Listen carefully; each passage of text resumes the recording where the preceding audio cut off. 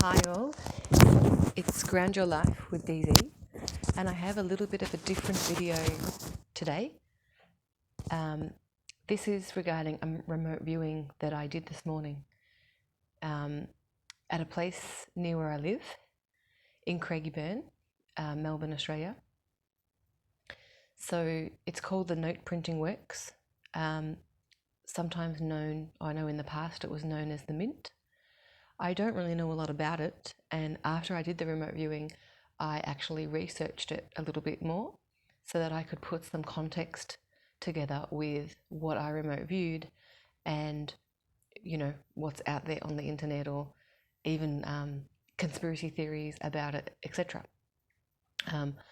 Even though I've lived in Craigieburn on and off for a lot of my life, I've never really, I think I visited it once in like primary school in a tour or something like that. And I've never met anybody, even though I know like lots of people around here, I've never met a person that works there. And also leading up to this remote viewing was interesting. After I had my daughter, a bit over 18 months ago, I would take her for walks, and it's alongside a creek which is near our place. And as you go along the creek, it sort of comes to a dead end, and that's where the Note Printing Works is.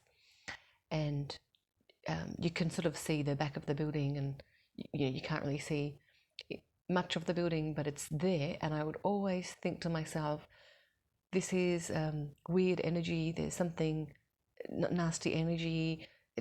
I didn't like the energy there, and I'd even messaged and posted on various different Telegram or YouTube channels and things saying, has anyone ever, heard anything about this place? And I was like, I'm sure somebody has. Never really heard too much anything about it. And then this morning, I was shutting my eyes. Actually, I was not this morning, just now. Really, an hour ago, I was putting my daughter for her nap, laying next to her in the bed, closed my eyes, and I'm remote viewing into the Note Printing Works. So I had to write it down afterwards, and I hope you guys can hear me. I'm a little bit nervous, and there's some pretty big topics in this. So I'm going to read from my notes just to jog my memory of exactly like the order of things that happened, and then I'll go through some of the research that I did afterwards. So I basically I enter the building through the front of the building, the Note Printing Works. I go into sort of this hall area. The acoustics is kind of different, and there's sort of high ceilings, and it's not, you can't be the public and go to it, but it's kind of like the public area, I suppose, not the printing area.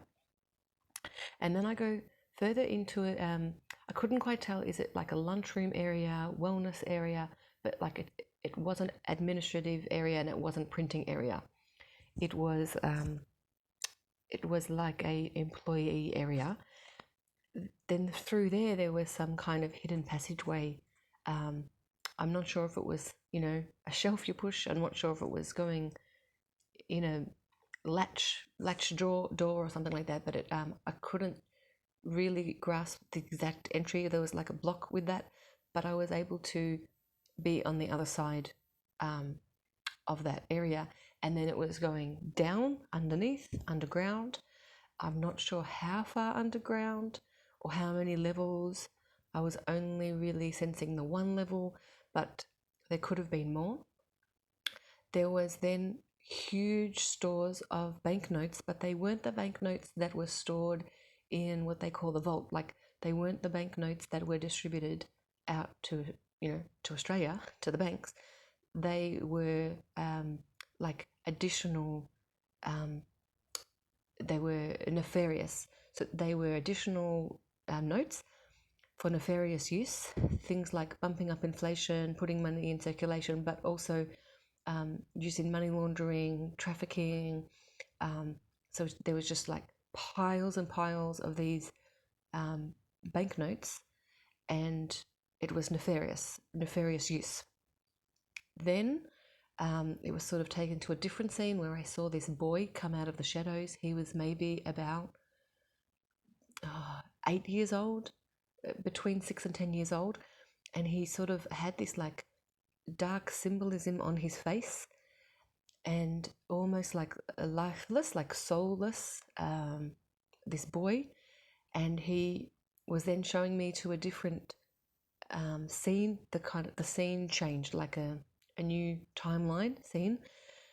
Then there was ritual going on. So there was it wasn't necessarily a sacrifice ritual, but it was some kind of like occult ritual where they were casting like a spell using black magic in with the money, so that that would be distributed to the population, and it was like cursed or had this black magic spell on the money.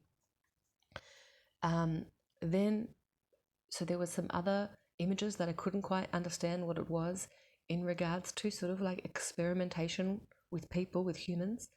And then after the research that I did, I understood what that was. So I'm going to come back to that. So then I just thought I would research note printing Australia, because that's what it's called. So it's NPA, Note Printing Australia, and I researched the actual company website, had a look through that.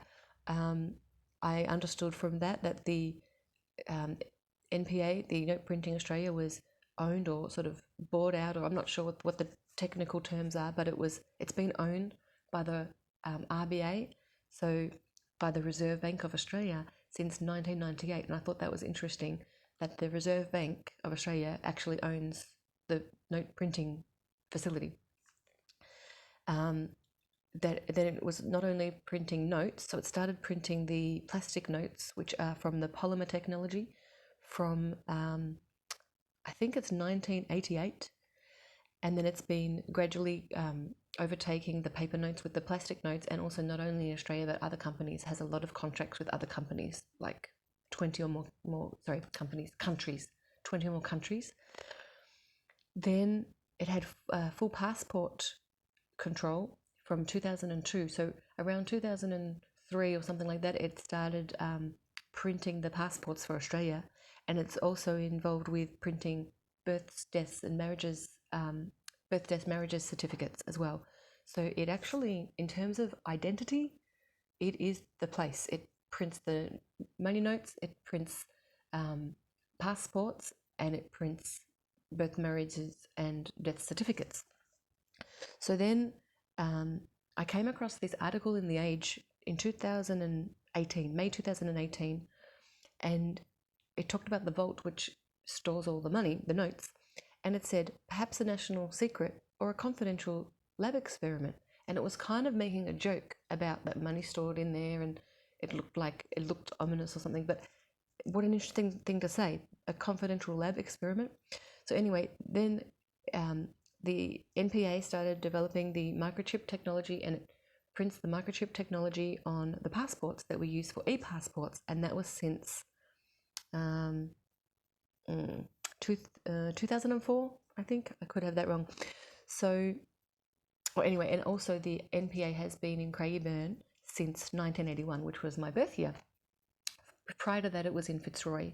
And the Fitzroy site, I found in another article, is now a heritage listed area, and I think so is the Craigieburn one. But the Fitzroy site's definitely a heritage listed area, which is interesting. So the affiliations with NPA are DFAT, so Department of Foreign Affairs and Trading, I think it is, the CSIRO, I don't even know what that stands for fully, and the RBA. Anyway, I then went back into the remote view, and what I saw was they were experimenting with the microchip technology in humans. So microchip in the skin, the forehead or the arm, or what, I couldn't see exactly where, but they were experimenting with microchip technology in the skin, and this was done underneath the No Printing Works. Now, just putting a disclaimer on this video, this is just a remote view, this is fictional, I'm not purporting that this is in any way factual or any way occurring. I am just reporting what happened in my basically daytime dream, and thought it might be of interest to you. Feel free to look up. What I researched initially was Note Printing Australia Conspiracy Theories, and that came to a couple of things. It came to, some of these articles that I came across, which aren't necessarily conspiracy theories; they were they were factual. But it came about some court proceedings that the AFP, so the Australian Federal Police, charged the No Printing Australia and Securrency, which is the company that produces the polymer, the actual polymer base for the plastic notes, I think. In 2011 to 2014, roughly, there was sort of court proceedings and things going on. And in the end, both pleaded guilty, both companies pleaded guilty. The MPA paid around, it was several $1 million in fines and court proceedings, and the Securrency paid like $18 million, and about 8 employees across both, I think 4 and 4, were served sentences. This was for bribery in other countries, bribery for contracts, bribery of officials to gain contracts to produce their notes. Anyway, that came about. That's a whole nother thing, but it was just interesting. There was a lot of corruption that came up in these articles, which is not a surprise. But the most interesting thing for me was the microchip technology, the amount of notes that were stored, and the sort of nefarious and black magic stuff going on, which would make a lot of sense with what I was sensing when I was going for my walk with my daughter. Again, disclaimer: this is a remote viewing. This is fictional. There is no facts to this, and I have not fact checked anything. If you have any comments regarding any similar remote views, any actual facts that you know, anyone that you know that works at the Note Printing Works, please leave in the comments. Please like and subscribe if you like my content, and I'll be back with more videos. Thank you.